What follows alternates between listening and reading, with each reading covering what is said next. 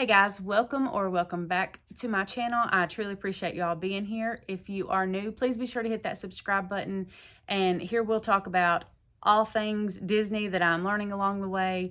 Today's video is actually going to be, I've got a couple of things written down so I don't forget. Our last trip review and kind of things that I learned that will hopefully make your all's next trip a little bit easier. So Disney transportation, we're going to start off with that one, is absolutely amazing. If you have not tried it, please research it. Consider giving it a try. If nothing else, just hop on it one day and go around and see where all, you can access by using it, because it's just absolutely amazing. So if you wanted to go somewhere besides Disney property, then you would need to either Uber or, use the rental in that case. But otherwise, we don't even go into the car. So you definitely can save money that way. And there's also, I noticed whenever we were on, I don't remember which one we were going to, but anyway, we had got on the bus and there was a charging port under the seat. And then I got to looking, and they're like kind of dotted all along the seats. So most people bring power banks, but I was like, well, I could just say my power bank and use that. So that's what I did. So definitely utilize that stuff. One thing that you do need to be aware of is, depending on which resort that you stay at, there may be several stops within that resort, and one bus may service a couple of different resorts. Sometimes if, say you're staying at All-Star Music, then occasionally All-Star Music, All-Star Sports, and All-Star Movies, may share a bus. That's kind of rare, but it could happen. So just allow yourself, plenty of time. If you go to get on the bus and it's absolutely packed and you want to wait, then you can wait. Otherwise, once the seats are filled, you can stand. We've never had to stand. It's always been, buses come about every 20 minutes, so it's really not a big deal. If you miss the bus, there's typically covered seating area where you can just wait for the next bus to come. At the bus stops, there are screens with, the tentative bus schedule as to when it will be there, where it's going. And you can also get on My Disney Experience app, go through your hotel reservations button, and you can see the bus times there as well. So do not sleep on the Disney bus transportation, because it is amazing. Cannot stress that enough. Okay, second thing I learned, if you are doing multiple park days, get the popcorn bucket on your first day. Reason being, we got just the generic popcorn bucket. We didn't get any of the special one or anything. I think it was like $13, but that comes with it comes filled with popcorn. Then after you want to get refills or whatever, it's like less than $3. So you can use it from park to park. So that's why I say get it at your first park. That way you can use it throughout your entire stay. Third thing is to bring a scarf, a bandana, something kind of frilly and bright, colorful to tie on your stroller handle. A lot of people will go with the Disney balloons, which is cute and great, but the majority of people will use the balloons. So you're looking through, instead of just the sea of strollers, you're looking through a sea of strollers with a sea of balloons, trying to figure out which one is yours. So definitely do that. Some people do like little tags or, just certain things that the chances of someone else having are very slim. So I highly suggest doing that. It just makes things so much easier, because when you go to do your stroller parking, while you're on that ride or in the attraction or, eating or whatever it is that you've parked your stroller to go do, the cast members often shuffle the strollers around. Sometimes they move them to a completely different area. It's still close by the majority of time, but it can be moved just to kind of, people are constantly coming and going, and that way it kind of condenses everything and makes it easier for them to keep up with stuff. So the cast members will move your stroller. Chances are pretty good. So just plan on that. And if you can do a little something to make your stroller stand out, definitely do that. Next thing, an umbrella for shade. Umbrellas are kind of sketchy just because they 99.9% of the time trigger security. So if you do decide to go the umbrella route, when you walk through, just take it out of wherever you have it and hold it out in front of you. And I just reached completely out of the frame, but you see what I'm saying. Just hold it out in front of you as you walk through. That way it kind of separates what's triggering and what's not. So that way it'll work and you don't have to empty out your entire bag or whatever it is that you have on your person. So the umbrella for the shade is the only issue that I have with that. It's amazing, and I think it is an absolute great idea. But if you are watching the parade or doing watching some kind of show where the people behind you need to see or want to see, however you want to word that, just remember that chances are pretty good you're blocking a lot of people from seeing. So if you must have it out, maybe get on the side so you're not blocking so many people, or consider, just taking it down during that time.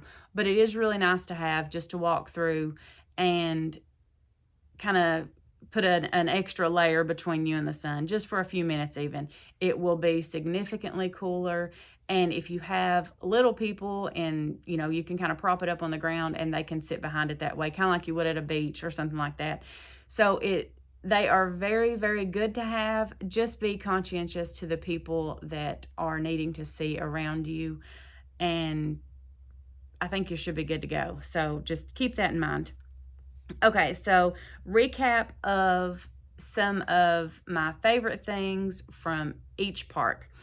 Epcot, definitely the caramel popcorn in the Germany pavilion. It is so good. If you don't like caramel and you don't like popcorn, you're still going to love this. That's how good it is. So definitely get that. It's amazing. Favorite ride in Epcot, hands down, Soarin'. If you have not rode it, make sure the next trip you get it, because you will absolutely love it. I have no doubt. Okay, second park, Hollywood Studios. This one, we didn't really get a whole lot of food there. So I don't really have a favorite food from that one, but favorite experience, Mickey and Minnie's Runaway Railroad, that one. It is the cutest ride. It's like indoors. The queue is, it was a good place to cool off. And that's probably one of my favorite rides in all the parks, actually, because I just think it's a super cute little ride. And it's like, my little girl even loved it. So it's like all ages kind of thing. And dancing in front of the main stage. I remember when we were walking in, you could see it at the very end, like kind of in the middle of the park. And it had like a big shimmery star and like these little twinkly, like foil, like backdrop and stuff. And it just looked so Hollywood. And that was, at a risk of being corny, but it was just so pretty. And there was a DJ and he was playing, just all kinds of different music. And there were some characters that came out, and some of the cast members, kids, adults, teenagers, all of it, like, was just dancing in front of that stage. No one cared what was happening. No one cared how anybody looked. It was, if you couldn't dance, nobody cared, because everybody was just having a good time. So that was one of my top experiences there. It was the best. So make sure that when you hear the DJ playing, y'all make way over to in front of the stage. Okay, so Magic Kingdom, favorite experience, it still gets me kind of teary-eyed on this one, was meeting Cinderella. I'm not sure if me or my little girl was more excited, but it was just, I felt like a kid all over again. It was like I walked in and completely, we went to, we took my little girl to Bibbidi Bobbidi before then, so she was dressed up. And when Cinderella greeted her, it was just, she asked her how Gus had been, because that's our favorite little mouse. And just that interaction and seeing how, Cinderella was, the princess when I was a little girl. So to see my little girl interacting with her, and it was awesome. So that was not supposed to happen. But anyway, the next one that was probably the best was during the fireworks. Fireworks are my weakness, but we were watching those, and during some of the songs and the projections, I think I actually have that one. I think that one's actually in the video.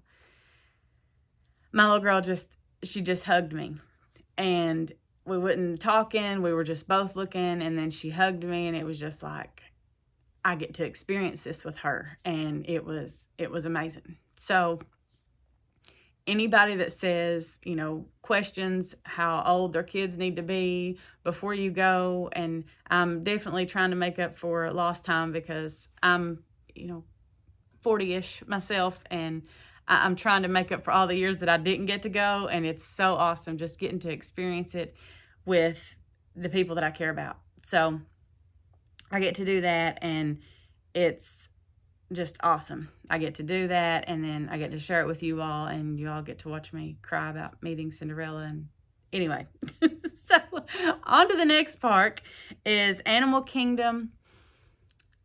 The Tree of Life.